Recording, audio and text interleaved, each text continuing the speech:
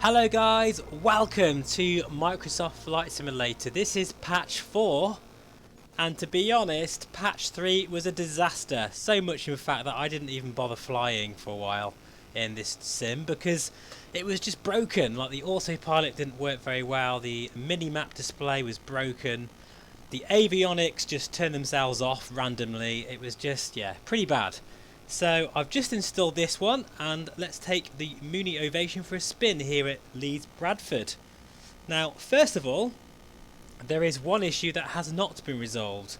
If you are running a fairly low resolution monitor like I do, you have to use render scale. It's a very useful feature.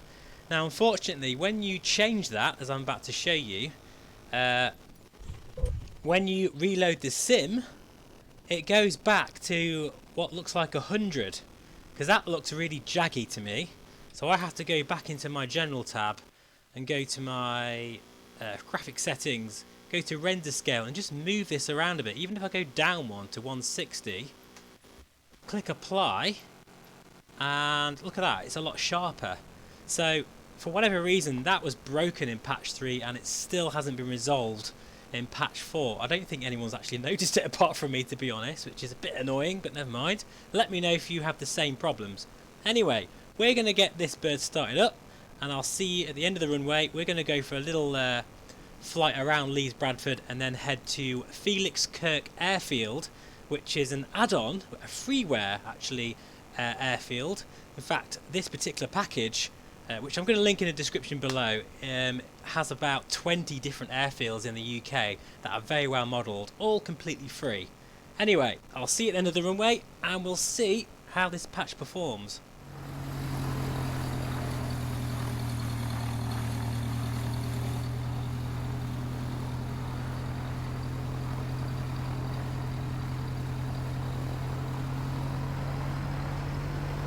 So here we are lined up on the active.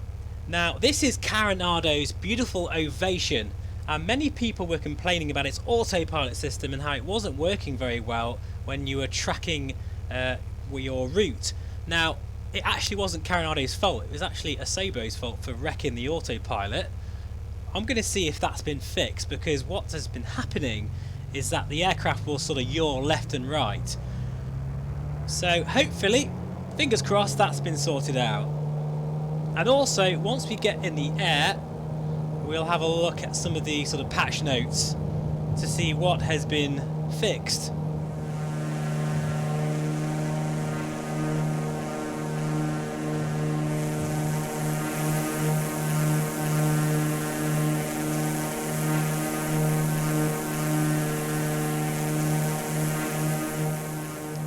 So here we are in the clag, as we call it in Britain.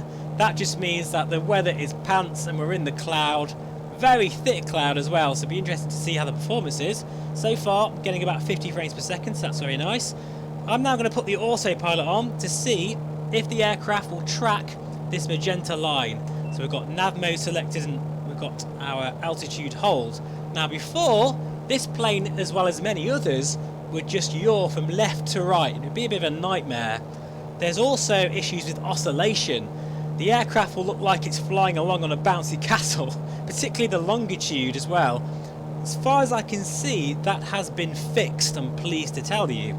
Not only that, the minimap, which I don't really use that often anyway to be honest, looks like it's working again. That's twice that's been broken now, and the Asobo have admitted themselves that these patches need a bit more quality control before they're released to the masses, if you will. But yeah, there's been a number of little tweaks here, including, as I say, the avionics screens, which by now, even sort of 5 minutes into the flight, all the avionics, the GNS 530, would just completely go black. That was pretty annoying. In fact, I did a flight in the Airbus the other day. Where was I going? I think I was going to Kuwait. And I got halfway there and all the avionics just went black. I thought, what the hell? I thought I'd done something wrong. But no, it was just another bug, unfortunately. But it's looking like that is sorted, so that's great. We've also had a NavBlue navigation update. I think that's great that we actually get up-to-date nav data now completely as part of the sim. That is brilliant. And crashes related to the use of the smart camera have been fixed. Although again, I don't really use the smart camera that much. Let's have a look outside quickly.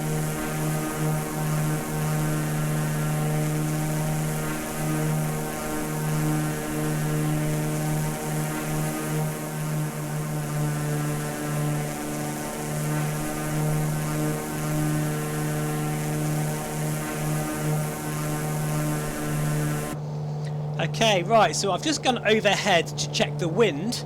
Now that's another bug that's been an issue for quite some time, and that's the windsock. When you look at it from quite far away, it will show the wrong direction. So at the moment, it looks like we need to be coming in from this side. So we'll just make a right downwind. We're a little fast actually, this is going to be a bit of a challenge. Speed brake deployed. Keep an eye on that windsock, hopefully it won't change. Wow, what a place. Okay, that's good. It hasn't changed, which means that's been fixed as well. Oh, goodness me. Brake. I was way too fast there, but I think we've just made it. My goodness me. So what we'll do is we'll just backtrack here. I just want to show you this airfield while I'm here. It's amazing. In fact, this package, you get tons of free airfields. You have moving people and custom objects. It's kind of, you know, near an Orbex style airfield. Not quite the quality, but it is freeware and it's really, really nicely done. Let's have a look here. So we've got some static aircraft there and probably some AI. You can see here we've got some actual people running around. Which I think is a nice little touch. And each one's quite bespoke and has different objects.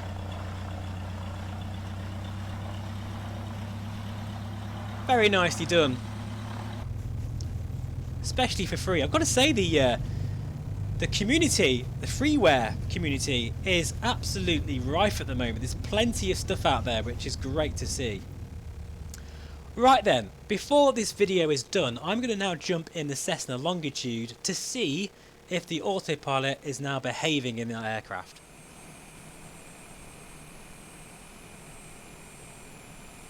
So welcome back guys, we are now aboard the Cessna Longitude, back at Leeds Bradford. Real world weather, it's absolutely disgusting out there, but I tell you what, this sim really replicates the lighting and the atmosphere perfectly. But let's see if this autopilot has now been sorted. Now I've actually picked a particular departure from this airport. It's called the Dope to West departure, which I think is very apt considering the autopilot is very dopey at the best of times. But anyway, what we'll do is we'll set our nav mode and FLC. We'll climb at around 225 knots hopefully. If we click well, actually what we'll do is, thinking about it, we'll go FLC mode instead. Yeah, we'll do that because that is another thing that was broken in the other patch. Right, here we go then. Now this thing, I really don't know if it's as powerful as it is in this sim, but it does seem like an absolute rocket ship, this thing. Right, we'll do our best to maintain centre line. It is Leeds Bradford, it'll be very windy here. We don't need complete full power here, but we're about 90%. Here we go, right, gear up. Oh dear, don't want to stall. And what we'll do is, just get established here on our takeoff roll. Like so. Autopilot coming on. FLC mode. Actually, just re-click that. There we go. Going to climb out 230 knots. Thank you very much, will do. And we'll go outside. Let's see how we get on here. Climb out of this cloud and into the blue sky, hopefully.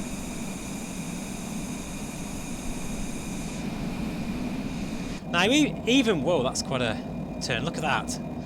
So, even with the issues, I do love this business jet. It's beautiful, and I do use it a lot. So, I was pretty annoyed that the autopilot just was not behaving itself, and it would just oscillate back and forwards just constantly.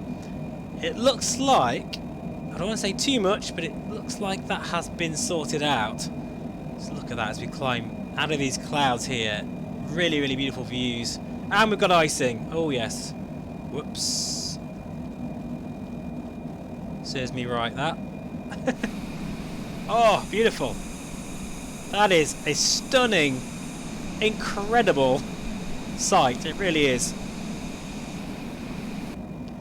Do you know, even though sometimes you're tearing your hair out because of the bugs, I still love this sim. I mean, just look at it. How can you not? It's incredible.